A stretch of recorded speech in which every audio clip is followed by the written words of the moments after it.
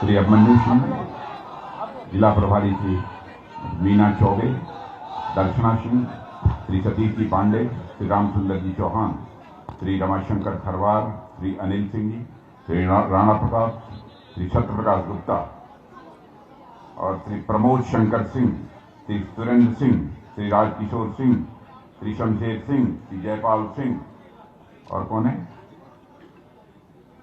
श्री प्रमोद सिंह, प्रबंधक संजय सिंह, प्रधान विवेक सिंह जी और हमारे लोकप्रिय सांसद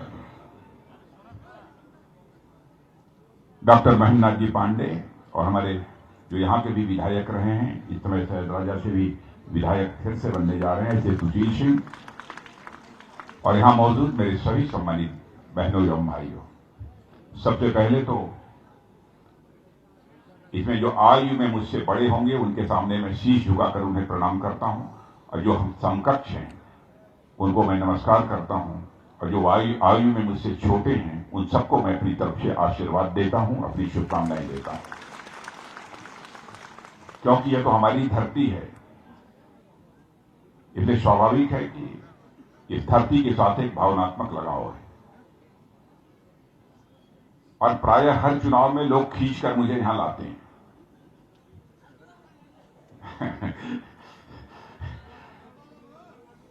और बहनों भाइयों, जब मुझसे आग्रह किया जाता है कि नहीं वहां पर चलना है, तो मैं सोचता हूं कि सारे देश भर में जाता हूं सार्वजनिक सभाओं को संबोधित करने, तो अपने गृह जनपद में सार्वजनिक सभाओं को संबोधित करने में क्यों नहीं जाऊं। और जब मैं यहां आता हूं सचमुच मुझे बहुत ही सुखद अनुभूति होती है, बहुत ही सुखद अनुभूति होती है।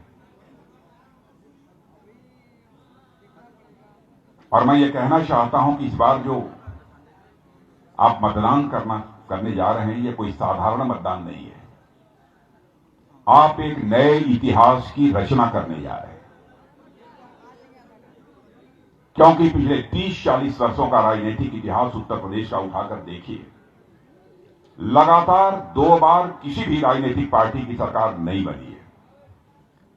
लेकिन जो अब तक 6 चरणों के चुनाव संपन्न हुए हैं, उससे यह बात पूरी तरह से साफ हो गई है कि लगातार दूसरी बार विगत 40 वर्षों में किसी राजनीतिक पार्टी की सरकार बनने जा रही है तो भारतीय जनता पार्टी की सरकार बनने जा रही है। इसीलिए मैंने कहा कि आप लोग इस बार मतदान के माध्यम से एक नए इतिहास की रचना करने जा रहे हैं। और मैं दावे के साथ कह सकता हूं कि नए भारत के निर्माण में इस बार उत्तर प्रदेश एक नई भूमिका का और ऐतिहासिक भूमिका का निर्वाह करने जा रहा है। क्योंकि जिस समय शिवराज सिंह जी बोल रहे थे, उन्होंने भी बतलाया अर्थव्यवस्था का आकार। आप ये कहेंगे अर्थव्यवस्था का आकार होता क्या है? अब उसको बहुत सरल भाषा में मुझे समझाना हो तो मैं ये कह सकता हूं कि जो धन दौलत संपत्ति है पूरे उत्तर प्रदेश की, सामान्यतः उसका आकलन किया जाता है जीडीपी वगैरह सब सारी चीजों को मिलाकर। करिश्माई काम हुआ है। आज के 5 साल पहले 11 लाख करोड़ रुपए की अर्थव्यवस्था थी हमारे इस उत्तर प्रदेश की, यानी धन दौलत जो हमारे उत्तर प्रदेश में था 11 लाख करोड़ रुपया आंका गया। उसको मैं मोटी भाषा में अर्थव्यवस्था का आकार कह रहा हूं। आपको खुशी होगी कि 5 वर्षों के अंदर वह करिश्माई काम कर दिया है हमारे मुख्यमंत्री ने कि 11 लाख करोड़ की अर्थव्यवस्था बढ़कर 21 लाख करोड़ रुपए तक पहुंच गई। यह कोई छोटी उपलब्धि नहीं है। और उसके बावजूद भी समाजवादी पार्टी और बहुजन समाज पार्टी के लोग ये कहते हैं कि कोई विकास का काम हुआ नहीं। आप लोग प्रत्यक्ष इस बात के साक्षी। 2 साल का कोरोना का संकट, लॉकडाउन, कामकाज ठप, इस संकट के बावजूद जितनी तेजी के साथ विकास हुआ है इस उत्तर प्रदेश का, बहनों भाइयों, हमारे विरोधी भले ही उसकी प्रशंसा न करें, लेकिन हिंदुस्तान के दूसरे राज्यों के रहने वाले लोग आज उत्तर प्रदेश की प्रशंसा कर रहे हैं। क्या हो गया है समाजवादी पार्टी, बहुजन समाज पार्टी, कांग्रेस के लोगों को? यह समझते हैं कि राजनीति झूठ बोलकर, लोगों के आंखों में धूल झोंककर केवल की जा सकती है। मैं उन्हें साफ करना चाहता हूं, राजनीति केवल सरकार बनाने के लिए नहीं की जाती है। राजनीति की जाती है तो समाज बनाने के लिए की जाती है, राजनीति देश बनाने के लिए की जाती है। जो मन में आता है वह बयान जारी करते रहते हैं, कहते हैं कि हम समाजवादी हैं। सच्चा समाजवादी वही है जो आम जनता को भय, भूख और भ्रष्टाचार से छुटकारा दिलाए, वही समाजवादी है। और इस पैमाने पर यदि आप माप कर आप देखेंगे तो आप स्वाभाविक रूप से इस नतीजे पर पहुंचेंगे, सचमुच समाजवाद की परिभाषा के अनुरूप काम करने वाली यदि कोई राजनीतिक पार्टी देश में है तो उस पार्टी का नाम है भारतीय जनता पार्टी। भय की बात मैं कर रहा हूं, उत्तर प्रदेश में हमारी सरकार रही है। क्या गुंडे, बदमाश और इस प्रकार के अराजक जो तत्व रहे हैं उनके हौसले पस्त नहीं हुए? लोगों की हिम्मत पस्त नहीं हुई? पहले यही समाजवादी पार्टी के शासनकाल में यही ट्रांसफर और पोस्टिंग जिसकी चाहते थे, बड़े बड़े बदमाश उसकी करा देते थे। लेकिन बहनों भाइयों, आज ये कोई नहीं दावा कर सकता सीने का बटन खोल के मैं जिसका चाहूंगा उसका ट्रांसफर करा दूंगा, जिसकी चाहूंगा मैं उसकी पोस्टिंग करा दूंगा। यह उद्योग उत्तर प्रदेश में पूरी तरह से ठप हो गया। और हम राज्य का विकास करना चाहते हैं तो विकास की पहली शर्त होती है चुस्त दुरुस्त कानून व्यवस्था का होना। जब तक कानून और व्यवस्था के हालात ठीक नहीं हैं, तब तक उस राज्य का किसी भी सूरत में विकास नहीं हो सकता। और इस मोर्चे पर योगी जी की सरकार ने बहुत ही शानदार कामयाबी हासिल की है। सभी सच्चाई को स्वीकार करते हैं। भूख से निजात दिलाने का जो प्रश्न था, कोरोना का संकट था, कोरोना के संकट के दौरान अभी शिवराज जी चर्चा कर रहे थे, जो वैक्सीन, टीका जो आपको लगा है भारत में नहीं बनता था, और आज कुछ ही महीनों के अंदर ऐसे हालात पैदा हो गए भारत में कि टीका भारत की धरती पर बनने लगा, भारतवासियों के हाथों से बनने लगा, भारतवासियों को लगने लगा और दुनिया के दूसरे देशों को भेजा भी जाने लगा, एक्सपोर्ट किया जाने लगा। इस हालत में भारत पहुंच गया। यह कोई छोटी उपलब्धि नहीं है। अब 2 साल तक कामकाज ठप हो, लोग घरों में बैठे हैं, उनके लिए भोजन मुहैया कराना, राशन 2-2 बार महीने में मुहैया कराना, मैं दावे के साथ कह सकता हूं न हिंदुस्तान के इतिहास में किसी सरकार ने किया है, न दुनिया के इतिहास में किसी सरकार ने कभी किया है बहनों भाइयों, जो हमारी सरकार ने यहां किया है। और हम ये बात भी हम अच्छी तरह जानते थे, जितना 2 बार राशन मिलेला कुल थोड़ो खा जाए, थोड़ा उनमें से जरूर तो उन्होंने हर बार बेच देते हो, पक्का। सही बात हो कि नहीं? बिका जाला ना बहनों भाइयों, ऐसा कभी नहीं हुआ। मैं सारी योजनाओं की बहुत विस्तार में जाकर यहां पर चर्चा नहीं करना चाहता, क्योंकि कई योजनाओं के बारे में स्वयं शिवराज सिंह जी ने आपके सामने चर्चा भी की है। लेकिन इतनी बात मैं दावे के साथ कह सकता हूं कि बहनों भाइयों, भारत की इज्जत, भारत की प्रतिष्ठा दुनिया में बढ़ी है। पहले दुनिया के मंचों पर, अंतर्राष्ट्रीय मंचों पर भारत कुछ बोलता था तो दुनिया हमारी बातों को गंभीरतापूर्वक नहीं लेती। आज यदि भारत दुनिया के मंचों पर कुछ बोलता है तो लोग कान खोलकर सुनते हैं कि भारत बोल क्या रहा है। आप लोग बैठ जाओ, सुमन जी, सुशील जी ना बैठ जाए, काय खड़े। दुनिया कान खोलकर सुनती है कि भारत अब बोल क्या रहा है। यह हैसियत हो गई है भारत की। और बहनों भाइयों, सारी दुनिया में यह धारणा बन गई है कि भारत अब यह कमजोर भारत नहीं है, भारत अब यह ताकतवर भारत बन गया। दुनिया ने मान लिया। यूक्रेन और रूस के बीच का जो इस समय का संकट पैदा हुआ है, उसमें भी आपको जानकर खुशी होगी कि हमारे प्रधानमंत्री अपनी प्रभावी भूमिका का निर्वाह कर रहे हैं। अब देश का मस्तक यदि ऊंचा होता है तो स्वाभाविक रूप से गौरव की अनुभूति होती है। हर भारतवासी का सम्मान बढ़ जाता है। दुनिया के दूसरे देशों में रहने वाले जो भारतवासी हैं उनसे पूछिए कि पहले भारत के बारे में कैसी धारणा थी और इस समय भारत के बारे में सारी दुनिया में कैसी धारणा बनी हुई है।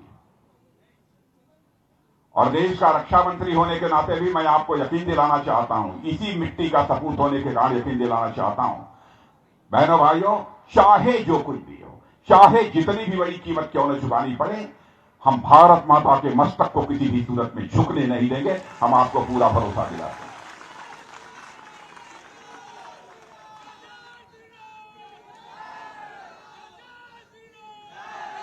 मुझे तकलीफ हुई जबकि कांग्रेस के नेता राहुल गांधी संसद में खड़े होकर एक दिन उन्होंने बोल दिया, कहा कि लद्दाख के में गलवान घाटी में जो भारत और चीन के सेना के जवानों के बीच संघर्ष हुआ था, उसमें चीन के केवल 3-4 सेना के जवान मारे गए और भारत के बड़ी संख्या में सेना के जवान मारे गए।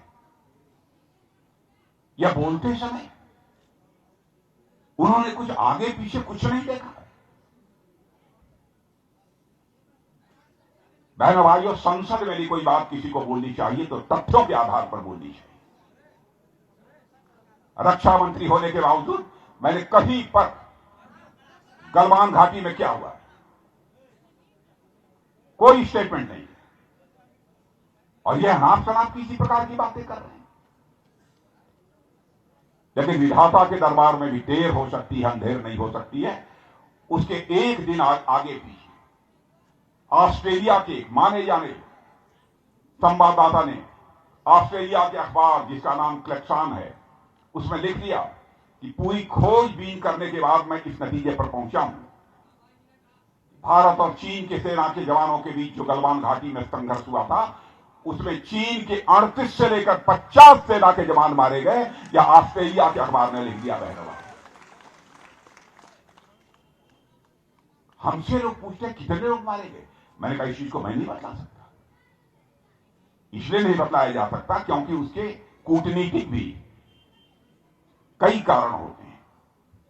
किस तरीके से दुनिया में यह लिया जाएगा, कौन किस रूप में लेगा, इन सब सारी चीजों का विचार करना पड़ता है। न प्रधानमंत्री ने बोला और न मैंने बोला, और ये बिल्कुल गलत बात संसद में खड़े होकर बोल रहे हैं।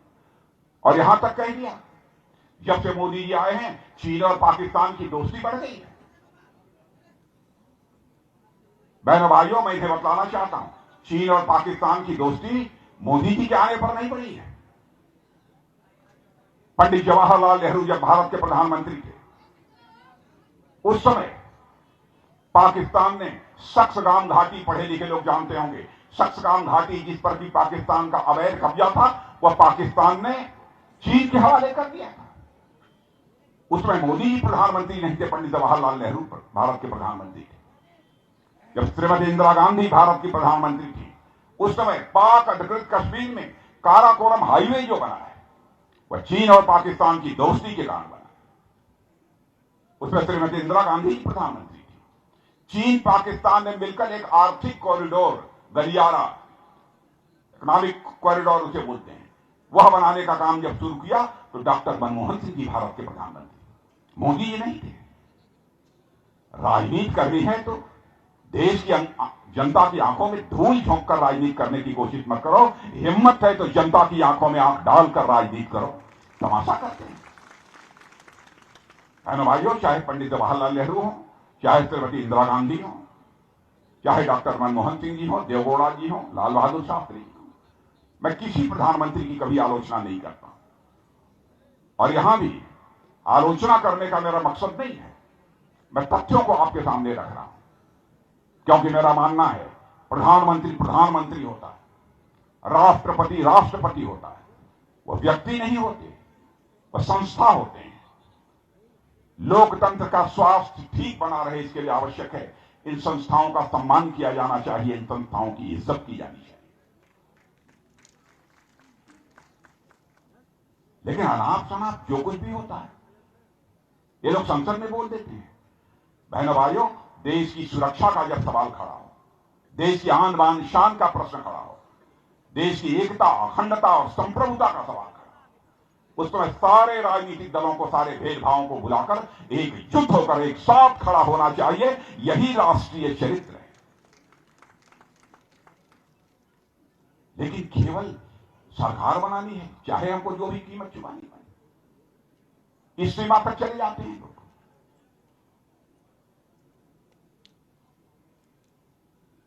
और आपने देखा एक बार की उरी और पुलवामा की जो घटना हुई थी, मैं भारत का गृह मंत्री था उस समय। पाकिस्तान के आतंकवादियों ने आकर हमारे अर्धसैनिक बल सीआरपीएफ के जवान थे, कुछ बीएसएफ के थे, उनके ऊपर कायराना हमला कर दिया कश्मीर घाटी में आकर, उरी पुलवामा में। और उसके बाद तो प्रधानमंत्री जी के साथ जो ही हम लोग बैठे, 10 मिनट के अंदर फैसला हो गया। और उसके बाद आपने देखा कि हमारे बहादुर सेना के जवान पाकिस्तान की धरती पर जाकर सर्जिकल स्ट्राइक और एयर स्ट्राइक करके आतंकवादी ठिकानों का सफाया कर दिया। हमने सारी दुनिया को यह संदेश साफ तौर पर दे दिया,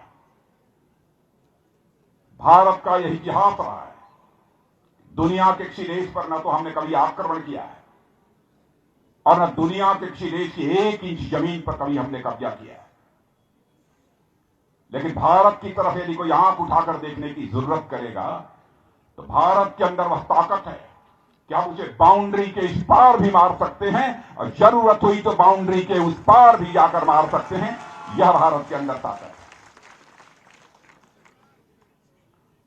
बहनों भाइयों, आपको भारतीय जनता पार्टी का संबल चाहिए। बराबर चंदौली ने इसमें सहयोग किया है। पता नहीं क्या हो गया, 1-2 विधानसभा के चुनाव में सकलडीहा में हमारा प्रत्याशी जिसे कामयाबी मिलनी चाहिए थी, नहीं मिल पाई।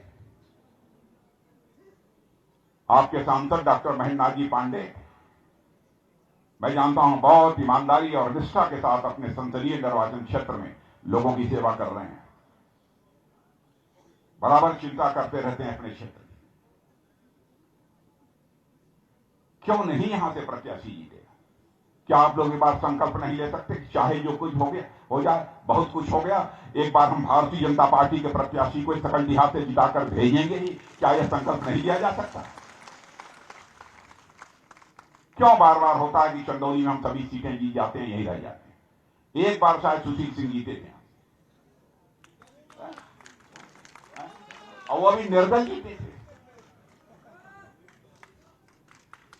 बहनों भाई, आज भारतीय जनता पार्टी की चर्चा सारी दुनिया में हो रही है और आपको जानकर खुशी होगी, भारतीय जनता पार्टी दुनिया की नहीं, भारत की नहीं, दुनिया की सबसे बड़ी राजनीतिक पार्टी बन गई है। दुनिया की सबसे बड़ी राजनीतिक पार्टी बन गई। और सकलडीहा में हमारे अनुकूल परिणाम न आए, ये हमारे लिए चिंता का विषय है। लोग कहेंगे क्या हो गया इन लोगों को, और उसमें हमारी भी बदनामी होगी, कहेंगे चंदौली वाले ऐसे ही होती है। तो ऐसा मत करा जाए।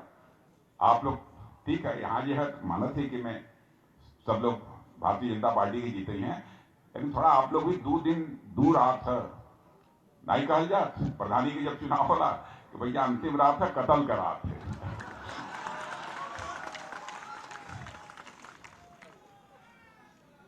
तो विधान में प्रधानी के चुनाव में कहल जाला, विधानसभा का चुनाव है तो 2 रात बचल है, तो कत्ल के रात में कुछ ना कुछ तो करिश्मा आप लोग करा।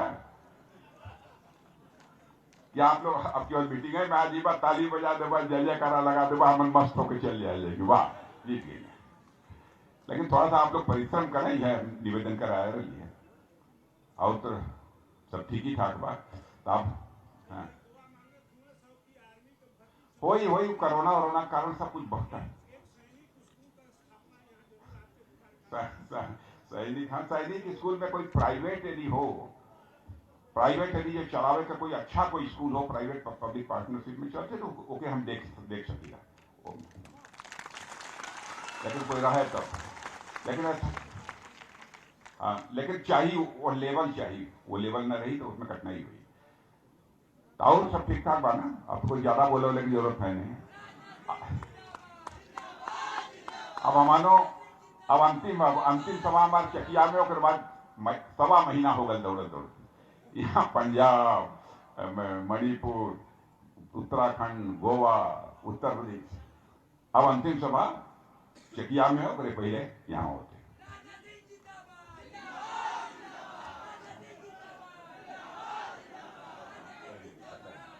बता दिया। और सब ठीक ठाक ना? हाँ बोले।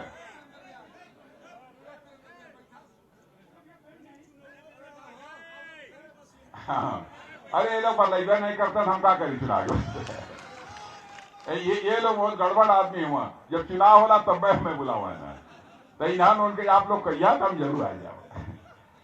आओ सब ठीक ठाक बात ना?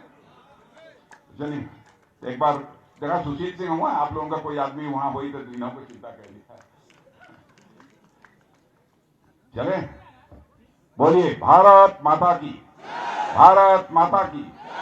बहुत बहुत धन्यवाद। एक दो चीज पता नहीं आप लोगों को बताया गया है कि नहीं, हम नहीं जानते। ये घोषणा पत्र के बारे में बताया गया है सरकार बनने के बाद हम लोग क्या करेंगे, बताया गया है कि नहीं बताया? तो सुन लीजिए बैठ जाइए 2 मिनट के बाद बैठिए। गरीब परिवार की बेटियों के विवाह के लिए 1 लाख रुपए की आर्थिक मदद की जाएगी। हर विधवा और निराश्रित महिला को 1500 रुपया प्रतिमाह का पेंशन भी दिया जाएगा। और 60 साल से ऊपर की घर में चल दिया माई हुई है घरे में तो उनके बता दिया उम्र 60 साल से ऊपर हुई है। 60 साल के ऊपर का जिस महिला का उम्र है ओके परिवहन का जो ये रोडवेज का बस चलेगी ना और मैं मुफ्त में उनका यात्रा कराऊंगी।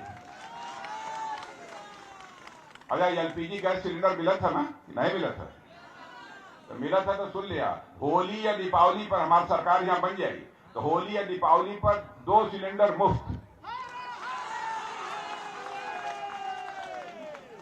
और हाँ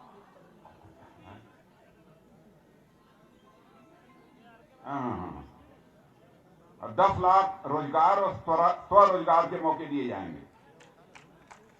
माने कोशिश सरकार यह करेगी या तो रोजगार मिल जाए नहीं तो कोई अपना काम स्वरोजगार मिल जाए, बिना काम के कोई न रहे, यह सरकार की कोशिश होगी। अब सभी जो ये मकान बनाने वाले अथवा जो मजदूर होते हैं उनका 1 लाख रुपए का मुफ्त बीमा किया जाएगा।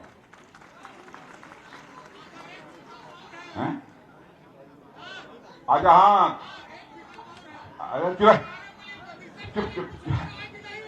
चुप रहो तभी बताओ।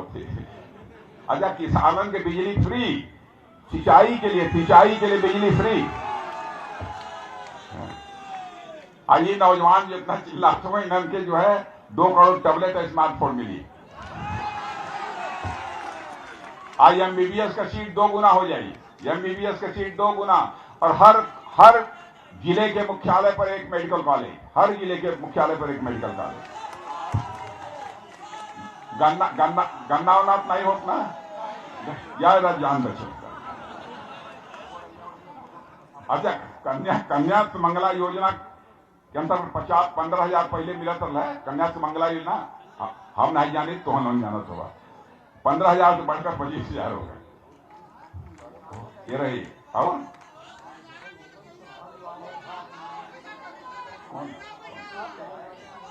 हाँ बब्बन चौहान ने ज्वाइन किया। आइए बब्बन जी। और बाबा अब बब्बन चौहान आ गए हैं, इनसे हम लोग को दम मिलेगा पार्टी को यहाँ पर। इनका स्वागत है। बहुत अच्छा बब्बन जी, बहुत अच्छा। तब चले हम चलते हैं। नहीं अब ये मामला छूट जाता तो उनका था कुछ मिलवे नहीं कर। जो बोलिए भारत माता की। बहुत बहुत धन्यवाद। नमस्कार, मैं हूं मानक गुप्ता। अगर आपको हमारा ये वीडियो पसंद आया हो तो इसे लाइक और शेयर जरूर करें। और हां, हमें सब्सक्राइब और फॉलो करना ना भूलें ताकि आप देश और दुनिया की कोई खबर मिस ना करें। तो जुड़े रहिए हमारे साथ और देखते रहिए न्यूज़ 24।